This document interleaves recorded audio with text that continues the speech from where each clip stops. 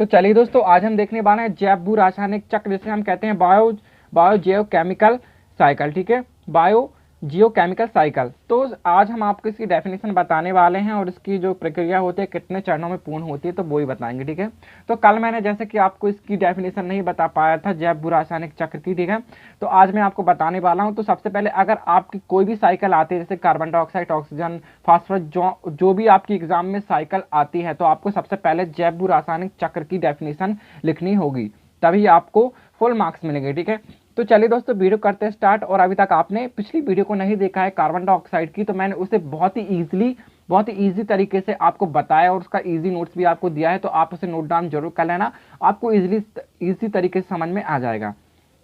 तो चलिए दोस्तों, वीडियो करते हैं स्टार्ट। और अभी तक आपने हमारे चैनल को सब्सक्राइब नहीं किया तो चैनल को सब्सक्राइब जरूर कर लेना।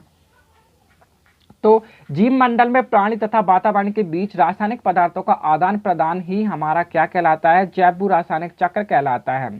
जैसे कि जीव मंडल में जो प्राणी होते हैं उनके वातावरण के बीच क्या होता है? रासायनिक पदार्थों का आदान प्रदान की गति जो होती है, वो चक्र गति जो होती है, उसे हम क्या कहते हैं? जैव रासायनिक चक्र कहते हैं। जो जीव मंडल में जो प्राणी होते हैं उनके उनके बीच क्या होता है? रासायनिक पदार्थों का आदान प्रदान होता है। इस चक्र गति को हम कहते हैं जैव रासायनिक चक्र कहते हैं। ठीक है, पृथ्वी और उसके वातावरण में उन सभी तत्वों की एक निश्चित मात्रा रहती है, मतलब जो पृथ्वी में रहती है, जो पृथ्वी रहती है उसके वातावरण में उन सभी तत्वों की निश्चित मात्रा रहती है जिनकी आवश्यकता जीवधारी को हमेशा रहती है। जैसे कि प्लांट को होती है। ठीक है, जैसे कि इनमें कार्बनिक पदार्थ होते हैं, कार्बोनेट होते हैं। ठीक है, बहुत सारे इनमें पदार्थ होते हैं जिनके बीच क्या होता है? इन क्रियाओं के बीच आदान प्रदान चलता रहता है। ठीक है, तो इसे ही हम जैव रासायनिक चक्र कहते हैं।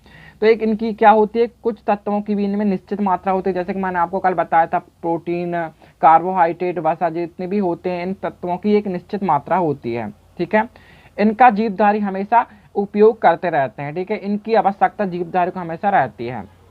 इन्हें जैविक घटक, बायोटिक कंपाउंड्स और अबायोटिक कंपाउंड्स जैविक घटक कहते हैं, जैसे कि आपको पता ही होगा। ठीक है, ये जीवधारियों से भूमि व वायुमंडल में और वहां से पुनः जीवधारियों के बीच चक्र गति से पहुंचते हैं। मतलब जैसे कि मैंने आपको एक एक्सप्लेन किया था कार्बन डाइऑक्साइड के बारे में। ठीक है, तो उसमें मैंने आपको बताया था कि वो किस टाइप से वो है एक शरीर से दूसरे शरीर में पहुंचते हैं कार्बनिक पदार्थ। तो उसी प्रकार क्या होता है? जीवधारियों के बीच चक्र गति से पहुंचते हैं। ठीक है, यह क्रिया निम्न चरणों में पूरी होती है। जैसे कि ये कितने प्रकार के होते हैं इसमें?